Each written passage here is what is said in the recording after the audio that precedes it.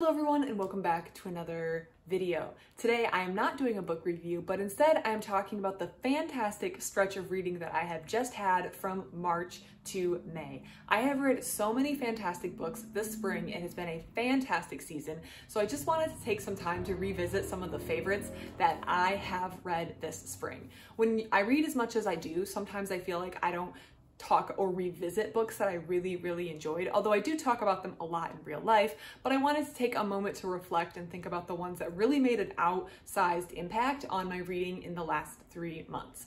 But this is not just about me. I joke that in real life, when people start talking about books, that I can't talk about books, because if I start talking about books, I can't stop talking about books. But I love talking about books, and this is my YouTube channel, and I can do whatever I want. So I want to hear what you've been reading, because I love hearing what other people are reading. I like knowing what topics they're intrigued with. I like knowing what books have made an impact on them, and I can always get great suggestions. So please in the comments leave what you've been reading this spring, whether it's been a good season for you or a bad reading season or just a regular reading season. Please, I love hearing your thoughts and comments on books. Now let's talk about the books that made an impact this spring for me. And this is particularly the stretch from about March to May. I'm filming this at the very end of May, so I guess if I read one tonight, that's fantastic. It won't make the cut, but it'll make the cut for year end or something like that. The first book that I want to talk about is Euler's Gem by David S. Richeson. I love math. I love reviewing math books, and I like talking about math. I got my degree in math. I received my degree in math, I should say, and I like math. It's fun. But a topic that I didn't talk about or didn't study explicitly in my college degree was topology. This is a field that has been described as rubber sheet geometry, so it's less concerned about the rigid form, but more about how things stay the same or different as you flex and bend them. It is a fascinating field, and it's one that we didn't really cover a lot. Well, I didn't take an explicit class on topology, but it did come up in a lot of classes when a professor would reference an idea or talk about a theorem or an idea or a concept that's from topology. And so I have been fascinated by this field, and I have started to learn and read more from this field, which has been very interesting. And Euler's Gem was a beginner's introduction to topology. It's kind of aimed for someone who doesn't have extreme backgrounds in math, but it doesn't do a lot of hand-holding. However, the author introduces the topic really well and says if you want to read this book and you finished high school, you can do it. That being said, I've still found it to be intellectually challenging, but I like books that make me think. So I really enjoyed sitting down and reading it, but I couldn't just sit down and pop through it in a couple hours and just have a fun time. I really found myself needing to puzzle through the concepts. So if you do read Euler's Gem, please give yourself plenty of time to read it and enjoy it. I thought it was fascinating. I actually went on later this month, or later this stretch of months, to read Topology, a very short introduction, which honestly was a good book in and of itself, but Euler's Gem was just so much better. It overshadowed that other book on topology that I read because it had just done such a great job with discussing the topic. Next is the topic that I've been getting into, and I've actually read 2 books, and that is Shin Hanga. So Shin Hanga was an art movement in Japan. It follows the ukiyo-e time frame, which is that famous woodblock print that many of us are familiar with, even if that term isn't familiar to you. So think Hakusai for these prints. But Shin Hanga was this more modern or a different print movement that followed it. It's a print movement that for a long time has been viewed as kind of subpar or a cheap imitation of previous woodblock print styles in Japan. However, very recent, or not say very recently, but it's been getting more credit for it being its own separate, interesting, unique, artistically valuable art form. And I have been loving the prints. I read 2 books during this time frame on Shin Hanga, and both of them I felt like did different things better or worse. I don't want to say worse, neither of them are bad. The first was Shin Hanga, New Prints in Modern Japan, and this was 3 essays by Kendall Brown. This one I felt like gave a very solid overview of Shin Hanga as an art movement and the history behind it, and the art history behind it for a beginner like me who doesn't have any introduction to the field. However, I did find that the prints in that book were quite small. So the actual reproduction of the prints that they were referring to were quite small. And so that was sometimes annoying to have to contend with, having to hold the book real close, like this, to see the print that they're referring to, when especially some of the things being referred to are the detail. So that was a little questionable, but I did think that the essays were really interesting and it got me interested in the field. So then bring in the second book I've read, Shinhanga, the new print movement of Japan by Barry Till, which had really fantastic print sizes. So the print reproductions were really, really good. And I feel like these two books together kind of bring all the information I wanted and needed to get started reading about Shinhanga, and I had a great time with these two books. The prints, in my opinion, are beautiful. The use of color in them are really, really fantastic, and I loved especially the cover of the Barry Till book was really, really pretty. I like the style, and it's the kind of book that you want to own and show off on your shelf. I'm primarily a library reader, mostly because I live in an apartment and I don't want to bring my books all over the place. But it's sometimes you come across the book that you just want to own, and these Shinhanga books are like that because they're just so pretty and you're going to want to return to them time and time again. So Shinhanga was a topic that I got interested in, and I read some fantastic books on this season.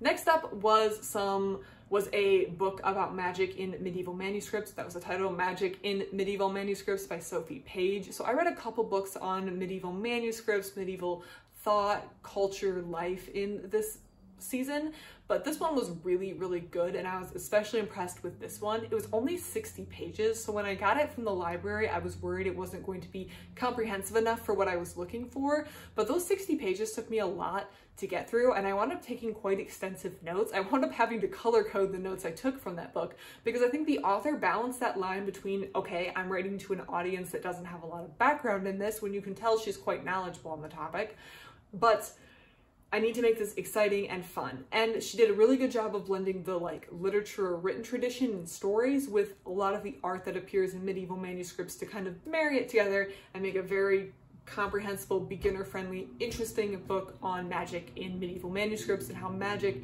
was introduced in medieval manuscripts. And I believe it was that video that I actually got a lot of interesting suggestions for books to read that I currently have sitting out on my library shelf right now that I'm reading through right now. So I think it was that video that spurred a lot of further commentary, discussion, suggestions, that's what I'm looking for, of books to read.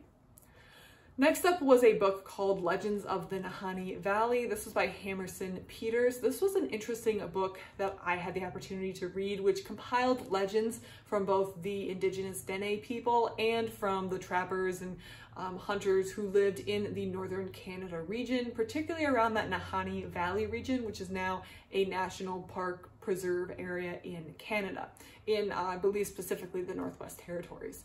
This was a really interesting collection because it touched on myth and folklore as well as frontier legends and brought it all together in a really interesting and informative book.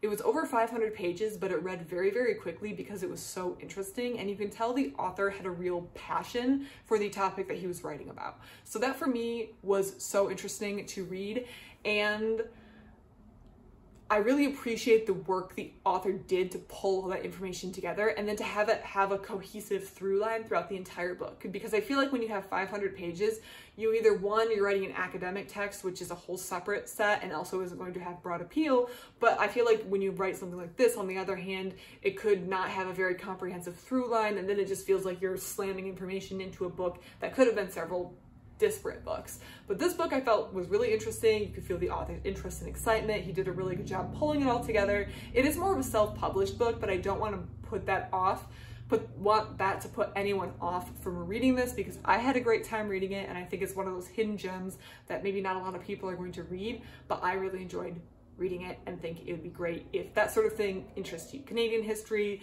Indigenous folklore, mythology, Gold Rush era, outdoor adventures, any of that sort of stuff. Next up was a photography collection that was just such a joy to look at. That was Land Art by James Brunt. So this is a UK-based artist, I would say photographer because he does photograph his collections, but he's mostly an artist where he creates art in nature. That is the best way I can describe it. Again, as a library reader, I've sadly returned this book to a library, so I have very little to show you, but I do have a review of his book, and he creates patterns in nature using sticks and leaves, and he does go into a lot of detail about how he does this in harmony with the environment instead of artificially superimposing himself and destroying the environment.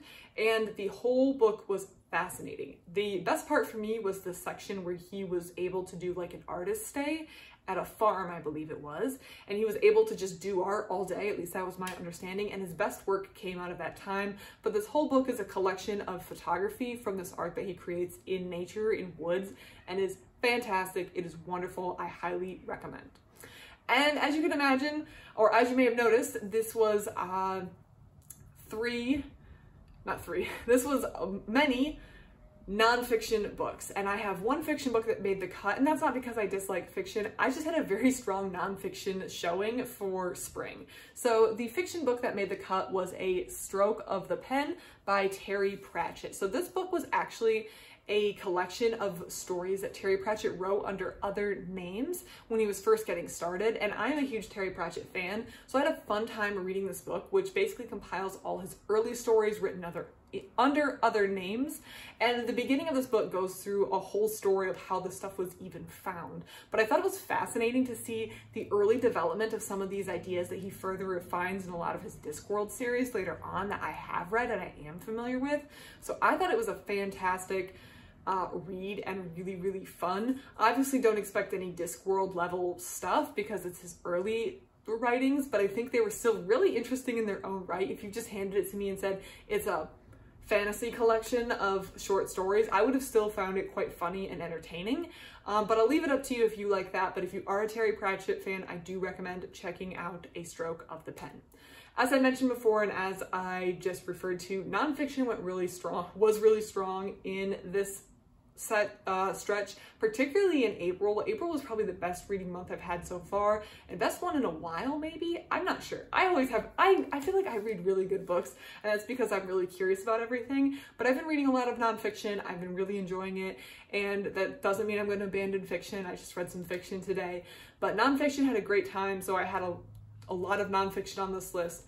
Fiction books are also great, and I do reviews of fiction books as well.